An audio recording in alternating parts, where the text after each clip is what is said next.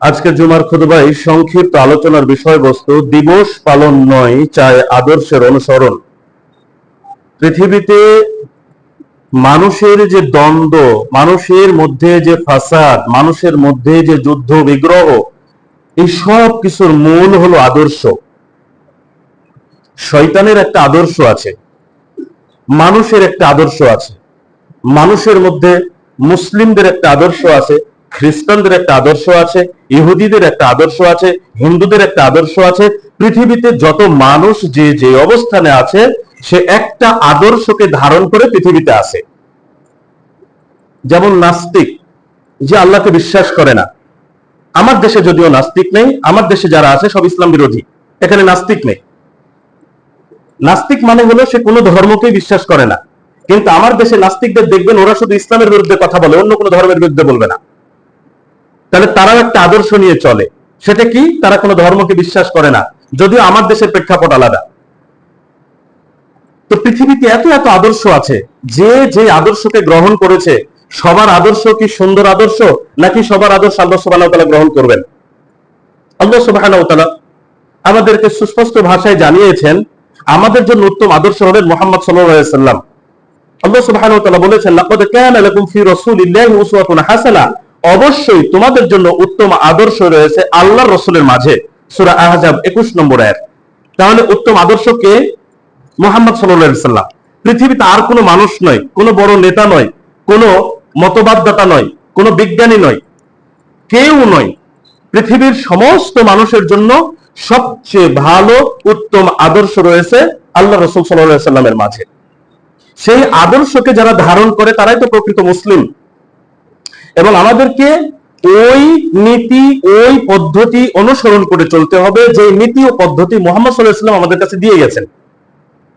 আপনাদেরকে যদি প্রশ্ন করি, মনে করেন একটা ক্লাসে একজন প্রফেসর আছেন, পিয়ন একটি নোটিশ নিয়ে আসলো, আগামী সোমবারের দিন তোমাদের জন্য ছুটি ঘোষণা করা হলো। এই নোটিশটা কে পাঠিয়েছেন? স্বয়ং প্রিন্সিপাল। নোটিশটা প্রিন্সিপালের কাছ থেকে পিয়ন নিয়ে গেছে ক্লাসে। ক্লাসে যে প্রফেসর আছে, সেই প্রফেসর নোটিশটি ছাত্রদেরকে পড়ে শোনালেন। ছাত্ররা যদি এই নোটিশটি মানে, তাহলে কার অনুসরণ করলো? স্বয়ং প্রিন্সিপালের। আর ছাত্ররা যদি নোটিশটা না মানে, তাহলে কার অপমান হলো? কাকে অমান্য করলো? স্বয়ং প্রিন্সিপালকে। মুহাম্মদ সাল্লাল্লাহু আলাইহি ওয়াসাল্লামকে পৃথিবীতে কে পাঠিয়েছেন? আল্লাহ। নিয়ম কানুন পদ্ধতি কে শিখিয়েছেন? আল্লাহ। কার মাধ্যমে? জিবরাইল আলাইহিস সালামের মাধ্যমে। তাহলে আমরা যদি সেই বিধান, সেই আদর্শ, সেই নীতি পদ্ধতি অনুসরণ না করি, না মানি, তাহলে কাকে অমান্য করলাম? সরাসরি আল্লাহকে। আর যদি মুহাম্মদ সাল্লাল্লাহু আলাইহি ওয়াসাল্লামের পদ্ধতি অনুসরণ করে চলি, সেই আদর্শ গ্রহণ করি, তাহলে কাকে অনুসরণ করলাম? আল্লাহকে। সূরাতুন নিসা 80 নম্বর আয়াতে আল্লাহ সুবহানাহু ওয়া তাআলা বলেছেন, মাই ইউতির রাসূল ফাকাদ আতা আল্লাহ, যে ব্যক্তি রাসূলের অনুসরণ করলো, রাসূলের আনুগত্য করলো, সে তো আল্লাহরই আনুগত্য করলো। তাহলে এখন দেখতে হবে মুহাম্মদ সাল্লাল্লাহু আলাইহি সাল্লামের পদ্ধতিতে আমরা কাজ করতে পারি কিনা, আমরা তার অনুসরণ করছি কিনা। যদি তার অনুসরণ না করি, তাহলে এটা আমাদের জন্য বড় ক্ষতির কারণ। আপনি পবিত্র কোরআনে যদি দেখেন, তাহলে যতগুলো জায়গায় আল্লাহ সুবহানাহু ওয়া তাআলা বলেছেন আতিউল্লাহ, আল্লাহর আনুগত্য করো, তার পাশাপাশি তিনি বলেছেন ওয়া আতিউর রাসূল, এবং রাসূলের আনুগত্য করো। তার মানে আতিউ আনুগত্য শব্দটি আল্লাহর জন্য, আতিউ আনুগত্য শব্দটি রাসূলের জন্য ব্যবহৃত হয়েছে। তার মানে আল্লাহ এবং তার রাসূলের আনুগত্য একসাথে হয়, একজনকে বাদ দিয়ে আরেকজনের আনুগত্য হয় না। তার একটা দলিল নেন, সূরা জিন 23 নম্বরে আল্লাহ সুবহানাহু ওয়া তাআলা বলেছেন, ওয়া মান ইয়াসিল্লাহা ওয়া রাসূলাহু, যে ব্যক্তি আল্লাহ এবং তার রাসূলের নাফরমানি করলো, আনুগত্য করলো না, অনুসরণ করলো না, তাদেরকে অমান্য করলো, ফা ইন্না লাহু নার জাহান্নাম, তাদের জন্য নিশ্চয় আছে জাহান্নামের আগুন। খালিদিনা ফিহা আবাদা, তারা সেখানে চিরস্থায়ী রূপে থাকবে, চিরকাল থাকবে। কারা? যারা আল্লাহ এবং তার রাসূলের অবাধ্য হবে, অমান্য করবে, অনুসরণ আনুগত্য করবে না, তাদের জন্য। তাহলে এখানে দেখুন, শুধু আল্লাহর আনুগত্যের কথা বলা হয়নি, বলা হয়েছে তার রাসূলেরও আনুগত্য। মানে আল্লাহর নাফরমানি, এরপরে বলা হয়েছে রাসূলেরও নাফরমানি। তার মানে একজনের শুধু নাফরমানি হয় না, যখন আমরা আল্লাহর নাফরমানি করি তখন রাসূল সাল্লাল্লাহু আলাইহি ওয়াসাল্লামেরও নাফরমানি হয়, আর যখন রাসূল সাল্লাল্লাহু আলাইহি ওয়াসাল্লামের নাফরমানি করি তখন সেটা আল্লাহর নাফরমানি হয়। তাহলে বোঝা যায় আমরা যদি আল্লাহ এবং তার রাসূলের নাফরমানি করি, তাদের অনুসরণ যদি না করি, আমাদের জন্য অবধারিত শাস্তি হচ্ছে চিরস্থায়ী জাহান্নামের শাস্তি। কঠিন হয়ে গেল ব্যাপারটি আমাদের জন্য। এইবার আমরা তো অনেক কথা শুনি, আল্লাহ এবং আল্লাহ রাসূলের কথা আমরা প্রতি জুম্মায় শুনি কিনা? আমরা কি আসলে মানি? আল্লাহ সুবহানাহু ওয়া তাআলা আমাদেরকে বলছেন সূরা আনফালের 20 এবং 21 নম্বর আয়াতে, ওয়ালা তাওয়াল্লাউ আনহু ওয়া আনতুম তাসমাউন, আল্লাহ এবং আল্লাহ রাসূলের কথা শোনার পরে তোমরা তা থেকে বিমুখ হও না, মুখ ফিরিয়ে নিও না। এখন আমরা কি করি? মুখ ফিরিয়ে দেওয়ার অর্থটা কি? পরের আয়াতে স্পষ্ট করা হয়েছে। আল্লাহ সুবহানাহু ওয়া তাআলা বলেন, ওয়ালা তাকুনু কাল্লাযিনা ক্বালু সামি'না ওয়া হুম লা ইয়াসমাউন, আর তোমরা তাদের মতো হও না যারা বলে আমরা শুনলাম অথচ তারা শোনেনি। তারা শোনেনি মানে শুনেছে কিন্তু যখন সেটা মানেনি, আনুগত্য করেনি, ওইটা না শোনার মতোই। আপনার বাবা আপনাকে একটা উপদেশ দিয়েছেন, আপনি সেটা শুনলেন না, আপনি কান দিয়ে শুনেছেন কিন্তু মানেননি, তার মানে আপনার শোনা না শোনা দুটোই সমান। সেই কথাটা আল্লাহ সুবহানাহু ওয়া তাআলা বলছেন আমাদের উচিত ছিল ওয়াকালু সামি'না ওয়া আতা'না, আমরা শুনলাম এবং মানলাম। আজকে দেখেন আমরা প্রচুর কথা শুনি কিন্তু আমরা মানি না। আজকে যদি আমরা মানতাম তাহলে আমাদের তো এত সমস্যা থাকতো না। 5 ওয়াক্ত সালাত যে ফরজ এটা জানি না কে বলেন তো, কিন্তু আমরা কি সবাই 5 ওয়াক্ত সালাত আদায় করি? মানুষের সাথে সুন্দর ব্যবহার করতে হবে এটা কি আমাদের জানার বাকি আছে? কিন্তু আমরা কি মানুষের সাথে সুন্দর ব্যবহার করি? চুরি করা যে হারাম, মানুষের পকেট মারা যে হারাম, সুদ খাওয়া ঘুষ খাওয়া যে হারাম, আপনার জমির আইল ঠেলা যে হারাম, ওজনে কম দেওয়া যে হারাম, পণ্যের মধ্যে ভেজাল দেওয়া যে হারাম, এগুলো কি আমরা জানার বাকি আছে? কিন্তু আমরা কি সবাই মানি? আমরা মানলে কি হতো? রাসূলের আনুগত্য হতো। মানলে কি হতো? সমাজটা সুন্দর হয়ে যেত, পরিবারটা সুন্দর হতো, ব্যক্তি হিসেবে মানুষ হিসেবে আমরা সুন্দর হতে পারতাম। আমরা মানি না বলেই আমাদের সমস্ত সমস্যা। তার মানে কি আমরা শুনিনি? আমরা শুনেছি কিন্তু আমরা মানি না। আমাদের অনুভূতি জাগ্রত হয় না যে আমি এটা মানবো, এটা আমার জন্য। কোরআন হাদিস কার জন্য? না আমরা কোরআন হাদিসের জন্য? কোনটা? আমরা কোরআন হাদিসের জন্য না কোরআন হাদিস আমাদের জন্য? রাস্তাটা আমার জন্য না আমি রাস্তার জন্য? কথা বুঝতে হবে। রাস্তাটা আমার জন্য, আমি পথ চলে যাব। রাস্তা আমি পথ দেখবো, যেখানে যেতে চাইবো পথ দেখে আমি যাব। আমি তো রাস্তার জন্য নই, রাস্তা আমার জন্য, কোরআন হাদিস আমার জন্য, আমি কোরআন হাদিসের জন্য নয়। কিছু মানুষ আছে নিজের খবরদারি করে কোরআন হাদিসের উপরে। আমি এটা মানবো না, পাওয়ার দেখায়। এক লোক প্রত্যক্ষদর্শী বর্ণনায় বলছে যে অমুক মসজিদে এটা হয় না, ওই মসজিদে সভাপতি 5 টাকা দান করলে আমিও 5 টাকা দান করেছি। কত বড় জাহেল! সে দান করেছে, প্রতিদান দেওয়ার মালিককে। ও এখন যে পাওয়ার দেখাচ্ছে 5 টাকার উপরে, কত বড় জাহেল, কত বড় মূর্খ! মসজিদে দান করে সেটার পাওয়ার দেখাচ্ছে। এই শ্রেণীর লোক কি আমাদের মাঝে কম আছে? তাহলে ওর দানটা কোথায় গেল? কথাগুলো বোঝার চেষ্টা করবেন। আমি মূল আলোচনায় এখনো আসিনি, কারণ এই অংশ যদি বুঝতে না পারি তাহলে পরের অংশটা বুঝতে পারবো না। কেন দিবস পালন নয় চাই আদর্শের অনুসরণে কথা বলতে গিয়ে প্রথম অংশে কেন কথা বলছে এটা একটু পরে বুঝতে পারবো। আপনাদের খুতবার সময়ের স্বল্পতা, যতটা দ্রুত সম্ভব আমি শেষ করার চেষ্টা করছি। মূল কথাটা দাঁড়াচ্ছে আমরা আনুগত্য করব মুহাম্মদ সাল্লাল্লাহু আলাইহি সাল্লামের। বিকল্প কোনো পথ আমাদের জন্য খোলা নেই, যেই পথে পথ চললে আমরা আদর্শ মানুষ হতে পারি। উত্তম আদর্শ আমাদের জন্য আর কোথাও নেই, উত্তম আদর্শ রয়েছে মুহাম্মদ সাল্লাল্লাহু আলাইহি সাল্লামের নিকটে।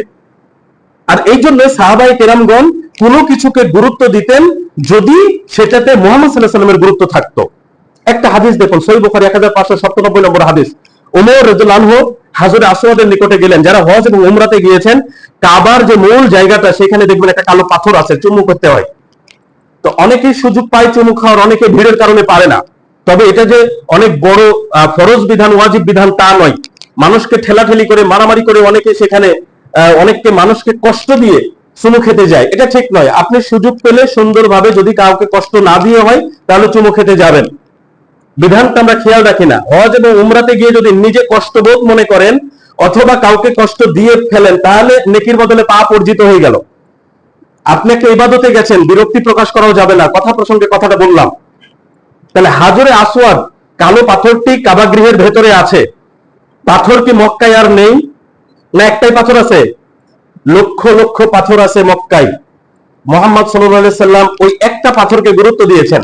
এইবার দেখুন সহিহ বুখারী 1597 নম্বর হাদিস, ওমর রাদিয়াল্লাহু আনহু কালো পাথরের নিকটে গেলেন, চুমু দিলেন, দেওয়ার পরে বলছেন ইন্নী আ'লামু আন্নাকা হাজার, আমি জানি তুমি কেবল একটা পাথর, লা তাদুররু ওয়া লা তানফাউ, তুমি ক্ষতিও করতে পারো না, উপকারও করতে পারো না।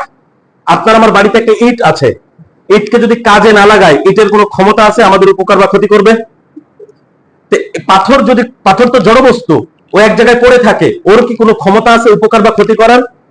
তাহলে মক্কায় এত এত পাথর আছে, তুমিও একটা পাথর, তুমি না উপকার করতে পারো না ক্ষতি করতে পারো। তাহলে চুমু কেন দিলাম? ওয়ালাউলা আন্নী রাআইতু নবিয়্য সাল্লাল্লাহু আলাইহি ওয়াসাল্লাম ইউকবিলুকা, আমি যদি না দেখতাম যে নবী সাল্লাল্লাহু আলাইহি ওয়াসাল্লাম তোমাকে চুমু দিয়েছেন, মা কব্বালতুকা, তাহলে আমি তোমাকে চুমু দিতাম না। পাথরটিতে ওমর রাদিয়াল্লাহু আনহু কেন চুমু দিলেন?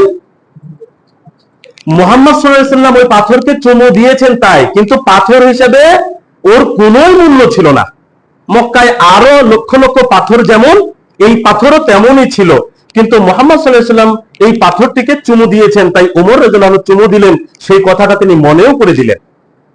তাহলে মুহাম্মদ সাল্লাল্লাহু আলাইহি ওয়াসাল্লাম যে কাজ করেছেন, যেই কাজকে গুরুত্ব দিয়েছেন, আমাদেরকে সেই কাজ করতে হবে, সেই কাজকে গুরুত্ব দিতে হবে। এখন অনেকেরই একটা ধারণা, মনে মনে প্রশ্ন, যে মুহাম্মদ সাল্লাল্লাহু আলাইহি ওয়াসাল্লাম তো এই যেমন আজকে আমরা যে কাজগুলো করছি, যে এই যে ঘড়ি ব্যবহার করছি, মাইক্রোফোন ব্যবহার করছি, মোবাইল ব্যবহার করছি, চশমা ব্যবহার করছি, এগুলো তো আল্লাহর নবী করেননি, তাহলে আমরা কেন করছি? দেখুন, এগুলো মানুষের আবিষ্কার। আমরা মানুষের প্রয়োজনে যেটা আবিষ্কার হয়েছে, কোরআন সুন্নাতে বাধা নিষেধ নেই, সেই আবিষ্কারের কল্যাণ নিতে আমাদের কোনো সমস্যা নেই।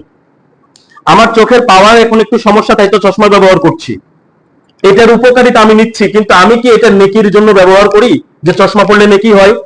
মাইক্রোফোনটা ব্যবহার করছি নেকির জন্য করছি, না সাউন্ডটা মানুষের কাছে পৌঁছানোর জন্য করছি? ঘড়িটা ব্যবহার করছি সময় দেখার জন্য, নেকির জন্য? আপনি মনে রাখবেন, আমরা যখন ইসলামের কোনো কাজ করি তখন সেটাতে নেকি থাকে, কিন্তু ইসলামের বাহিরের যে কাজ, যদি সেটা কোরআন সুন্নাহ বিরোধী না হয়, তাহলে সেখানে নেকির আশা থাকে না এবং কোরআন সুন্নাহ বিরোধী নয়, সেই কাজে আমাদের সমস্যা নেই। মনে করেন আপনার একটা জমি আছে, আপনি হাল চাষ শুরু করছেন, তাহলে আপনার কাজের শুরুতে কি করতে হবে বলেন দেখি? বিসমিল্লাহ বলতে হবে। কিন্তু আপনি জমির উত্তর দিক থেকে, দক্ষিণ দিক থেকে, পশ্চিম দিক থেকে, না পূর্ব দিক থেকে হাল চাষ শুরু করবেন, এটা ইসলাম বলেনি। আমার কথা মনে হয় বুঝতে পারেননি। আপনার যেই দিক থেকে সুবিধা আপনি সেই দিক থেকে শুরু করবেন, কিন্তু শুরুতে কি বলবেন? বিসমিল্লাহ। আমার কথা কি বোঝা যায়? কষ্ট হয় কথা বুঝতে? তাহলে দেখেন, জমি চাষ করবেন আপনি, কোন দিক থেকে শুরু করবেন ব্যাপারটা আপনার, কিন্তু বিসমিল্লাহ বলতে হবে, এটা ইসলাম। কাজের শুরুতে বিসমিল্লাহ বলা। আচ্ছা, খেজুর একটা হালাল খাদ্য, ভাত একটা হালাল খাদ্য, আমরা যে তরি তরকারি খাই যেগুলোতে ক্ষতিকারক কিছু নেই, সেগুলো আমাদের জন্য হালাল খাদ্য। এখন আপনি খেজুর খাবেন না 3 বেলা, রুটি খাবেন নাকি 3 বেলা, না ভাত খাবেন 3 বেলা, এটা ইসলাম বলেনি। আপনার যেটা ভালো লাগে আপনি সেটা খাবেন, কিন্তু খাওয়ার শুরুতে বিসমিল্লাহ বলবেন। ডান হাতে খাবেন, খাবারের কাছ থেকে খাবেন, মাঝখান থেকে খাবেন না। কেন? মাঝখানে বরকত নাজিল হয়। রাসূল সাল্লাল্লাহু আলাইহি ওয়াসাল্লাম বলছেন, তোমরা খাবারের মাঝখান থেকে খেও না, মাঝখানে বরকত নাজিল হয়। তাহলে আপনি খেজুর খাচ্ছেন না ভাত খাচ্ছেন না রুটি খাচ্ছেন, সেটার হিসাব নেই, ওটা হালাল খাবার, আপনি খান, কিন্তু আপনি কি খাবেন? হালাল খাবেন, এটা ইসলাম। কোনটা খাবেন সেটা আপনার ব্যাপার। তাহলে যেটাতে ইসলামের নিষেধাজ্ঞা আছে সেইটা আমরা মানব না, কিন্তু ইসলামের ভেতরের যে বিষয় সেইটা যখন আমরা পালন করতে যাব তখন দেখতে হবে এটা কোরআন এবং হাদিসে আছে কিনা।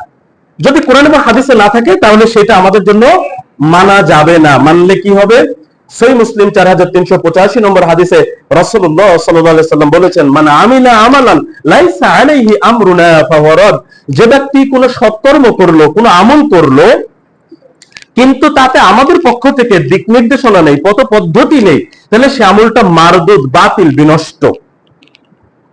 এই হাদিসের ব্যাখ্যায় ইমাম নববীর পক্ষ থেকে বলতে বোঝানো হয়েছে, আল্লাহ এবং তার রাসূলের পক্ষ থেকে কোনো বিধান নেই, শরিয়াত নেই, এমন কোনো কাজ যদি আমরা করি তাহলে সেটা বিনষ্ট হয়ে যাবে, বাতিল হয়ে যাবে। তাহলে এই ক্ষেত্রে একটা হাদিস পেশ করে যায় বোঝার স্বার্থে। কারণ একটা হাদিস বুঝতে হলে একটা হাদিস প্রয়োজন পড়ে। সহিহ বুখারী 5545 নম্বর হাদিস। আবু বুরদা ইবনে উমাইয়া রাদিয়াল্লাহু আনহু একজন বিশিষ্ট সাহাবী, তিনি ঈদুল আজহার দিনে ঈদের নামাজের আগে পশু জবাই করে ফেলেছেন। এখন তিনি ঈদগাহে গিয়েছেন, যাওয়ার পরে শুনছেন নবী করিম সাল্লাল্লাহু আলাইহি সাল্লাম ঈদুল আজহার খুতবাতে বলছেন, যে ব্যক্তি আজকের দিনে প্রথমে ঈদের সালাত আদায় করলো, পরে কুরবানি করলো, তারা আমাদের অনুসারী। আর যারা আগে পশু কুরবানি করলো এবং পরে ঈদের নামাজ পড়লো, এদের আগাম গোশতের ব্যবস্থা হলো, এটা কুরবানি হলো না। আবু বুরদা ইবনে উমাইয়া রাদিয়াল্লাহু আনহু কি করেছেন? উনি তো পশু জবাই করে ফেলেছেন। এইবার তো ভুল হয়ে গেছে। রাসূলুল্লাহ সাল্লাল্লাহু আলাইহি সাল্লাম তাকে আরেকটি ছাগল কুরবানি করতে বললেন। সহিহ বুখারী 5545 নম্বর হাদিস। ঈদের নামাজ পড়তে কতক্ষণ সময় লাগে? 50 মিনিট, 1 ঘন্টা। আপনি চিন্তা করুন, পশুটা ঠিক ছিল, ওটা কুরবানির নিয়াতেই পশু ছিল, নিয়াত ঠিক ছিল, ঈদুল আজহার দিনও ঠিক ছিল, শুধু নামাজ পড়ে এসে পশু জবাই করার প্রয়োজন ছিল, সে আগে করে ফেলেছে। একটা ইবাদত তার চোখের সামনে নষ্ট হয়ে গেল, তাকে আরেকটি ছাগল কুরবানি করতে হলো। বোঝা যাচ্ছে মুহাম্মদ সাল্লাল্লাহু আলাইহি সাল্লাম যে পদ্ধতিতে ইবাদত করেছেন, ওই পদ্ধতিতে যদি ইবাদত আমরা না করি, তাহলে ওই আমলটা যত সুন্দর হোক না কেন নষ্ট হয়ে যাবে। সুতরাং সতর্কতা অবলম্বন করা জরুরি। এবার আসুন আজকের মূল আলোচনায়। সংক্ষিপ্ত আলোচনায় যেটা বোঝানোর চেষ্টা করলাম সেটা হলো মুহাম্মদ সাল্লাল্লাহু আলাইহি সাল্লামের পদ্ধতিতে আমল করতে হবে, দুনিয়াবী বিষয় নয়। যেটা ইবাদত করব, যেটা নেকির আশায় করব, সেটা মুহাম্মদ সাল্লাল্লাহু আলাইহি সাল্লামের পদ্ধতিতে হতে হবে। এইবার আমরা দেখব, দিবস পালন নয়, চাই আদর্শের অনুসরণ। এই সপ্তাহের মধ্যে একটা দিবস আছে, বলতে পারেন কেউ? ঈদে মিলাদুন নবী। এই কথাটা আমাদের কাছে প্রচলিত। আচ্ছা, আমরা জন্ম থেকে শুনে আসিনি ঈদ কয়টা? কি কি বলেন? ঈদুল ফিতর এবং ঈদুল আজহা। এই দুইটার বাহিরে কি কোরআন হাদিস থেকে কোনোদিন কোনো ঈদের নাম শুনেছেন? তাহলে ঈদে মিলাদুন নবীর ঈদ কোথায় থেকে আসলো আমাদের কাছে? দুই ঈদ, ঈদুল ফিতর এবং ঈদুল আজহা, সেটা আল্লাহ সুবহানাহু ওয়া তাআলা হাদিসের মাধ্যমে মুহাম্মদ সাল্লাল্লাহু আলাইহি সাল্লামকে দিয়ে আমাদেরকে জানিয়েছেন। এই দুই ঈদ নিয়ে তো আমাদের কোনো সমস্যা নেই। তাহলে এই ঈদ কোথায় থেকে আসলো? এইবার আমি আপনাদের কাছে কিছু প্রশ্ন আকারে উত্তর, আমি নিজে কিছু প্রশ্ন করব, আপনারা উত্তর দেবেন, আমিও উত্তর দেব যদি ভুল হয়। প্রথম কথা হচ্ছে, ইসলামে যারা নবী হিসেবে পৃথিবীতে এসেছিলেন, কোন নবীরই কি জন্মদিন পালন করা হয়েছে? এবার চিন্তা করুন, তার মানে ইসলামে কোন নবীর জন্ম দিবসের কোন মূল্য মুসলমানদের মধ্যে ছিল না। মুসা আলাইহিস সালামের জন্ম তারিখ বলেন দেখি, বলেন, আছে? পারবেন? দাউদ আলাইহিস সালাম, নূহ আলাইহিস সালাম, ইয়াহইয়া আলাইহিস সালাম, বলেন দেখি জন্ম তারিখ কোথায় আছে? তার মানে নবীদের জন্ম তারিখ, জন্ম দিবস পালন করার কোনো সুযোগ নবীদের জীবনেই ছিল না। তার ধারাবাহিকতায় মুহাম্মদ সাল্লাল্লাহু আলাইহি সাল্লাম পৃথিবীতে এসেছিলেন।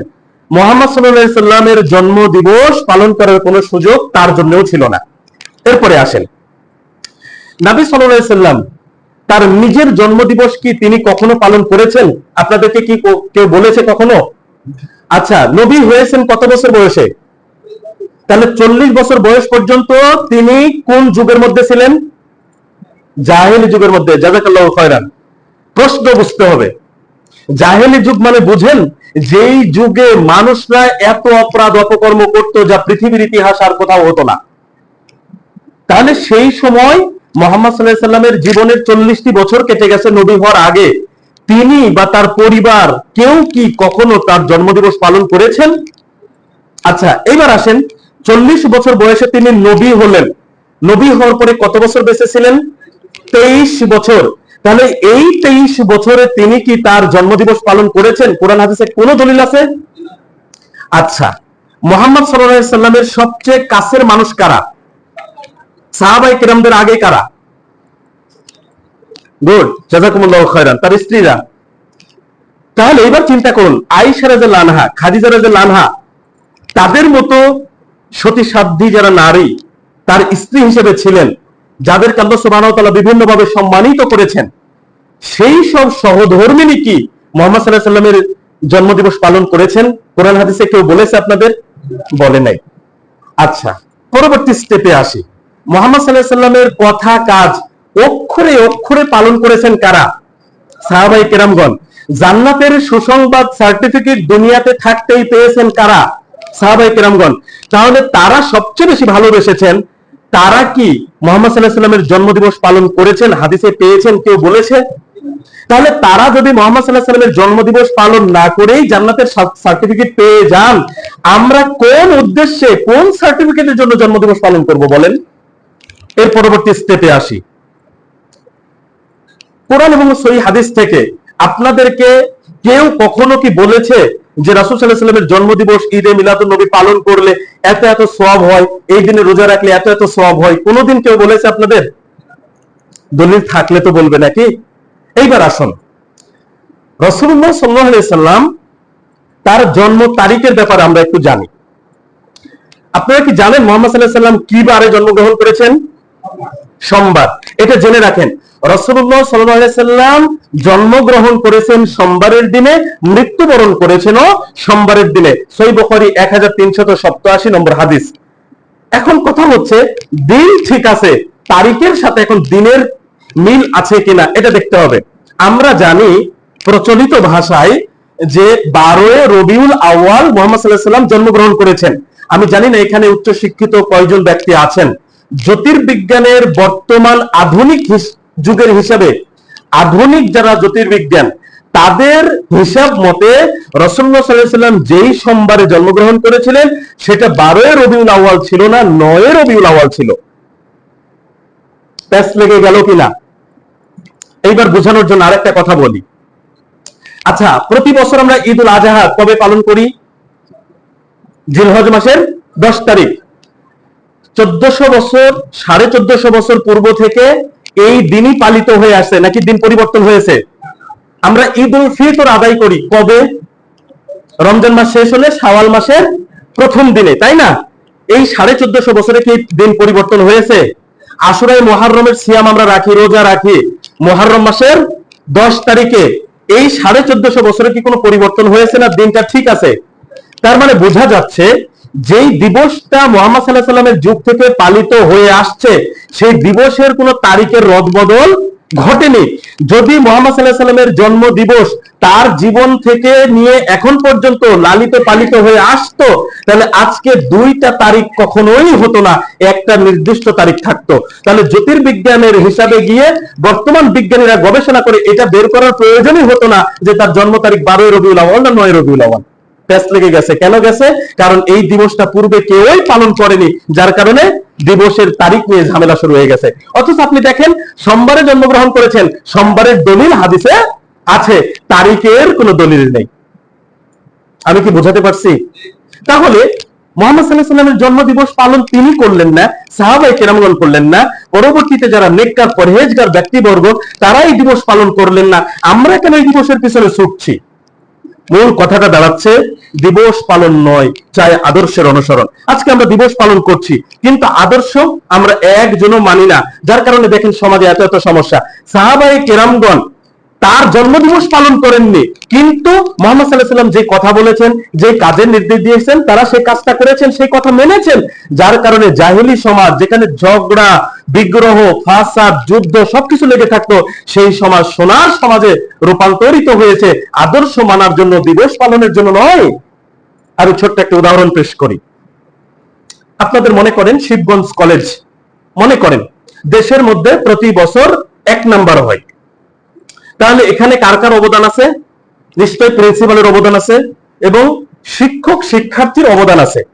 এখন মনে করেন প্রিন্সিপাল স্যার অবসরে চলে গেলেন, নতুন প্রিন্সিপাল আসলেন, নতুন প্রিন্সিপাল এসে শুধু অফিসে বসে থাকেন। আগের প্রিন্সিপাল তিনি সবকিছু সুন্দরভাবে নিজে দেখাশোনা করতেন, খোঁজ খবর রাখতেন, ছেলে মেয়ের কোনটা সমস্যা, শিক্ষকের কি সমস্যা, ক্লাসরুমে কি লাগবে সব তিনি দেখতেন। কিন্তু বর্তমান প্রিন্সিপাল এসে শুধু অফিসে বসে থাকেন, খোঁজ খবর নেন না, কিছু করেন না, ছেলে মেয়ে কি করছে আর শিক্ষকরা কি করছে কিছুই খবর রাখেন না। শুধু বছর গেলে আগের প্রিন্সিপাল, যার আমলে বারবার কলেজটা সারা দেশে ফার্স্ট হয়েছে, সেই প্রিন্সিপালের খালি বছর শেষে একটা জন্মদিবস আর একটা মৃত্যু দিবস পালন করে। বলেন পরের বছর কলেজ ফার্স্ট হবে না লাস্ট হবে? যদি বর্তমান প্রিন্সিপাল আগের প্রিন্সিপালের জন্মদিবস মৃত্যু দিবস পালন না করে আগের প্রিন্সিপাল যেইভাবে কলেজটাকে পরিচালনা করেছেন সেই পদ্ধতিতে পরিচালনা করতেন, তাহলে আগের ধারাবাহিকতা রক্ষা করে পরবর্তী বছরেও কলেজটা সারা দেশের মধ্যে ফার্স্ট হতো। কিন্তু আমরা কি করছি দেখেন, চুরি কমেছে না বেড়েছে? ডাকাতি কমেছে না বেড়েছে? হত্যা বেড়েছে না কমেছে? সুদ ঘুষ বেড়েছে না কমেছে? সবকিছু বেড়েছে। তাহলে কেন জন্মদিবস পালন করছি আমরা? মোহাম্মদ সাল্লাল্লাহু আলাইহি সাল্লামের আদর্শ যদি মানতাম তাহলে সমাজটা সুন্দর হয়ে যেত, কিন্তু আমরা তার আদর্শ মানি না, নামাজ পড়ি না, রোজা করি না, ভালো আচরণ আমরা করি না, আমরা সুদ খাই, ঘুষ খাই, হালাল উপার্জন করি না, হারাম খাচ্ছি, মিথ্যে কথা বলছি, পণ্যে ভেজাল দিচ্ছি, ওজনে কম দিচ্ছি, আমরা ওয়াদার খেলাপ করছি, মিথ্যা কথা বলছি, আমরা সবকিছুই করছি। শুধু দেখবেন যেদিন আমাদের ঈদে মিলাদুন নবী হিসেবে দিনটা আসছে, সেই দিন ধুমধাম করে দিবসটা পালন করছে। সমাজ কিভাবে সুন্দর হবে? এই জন্য অন্যায় অপকর্ম বাড়ছে।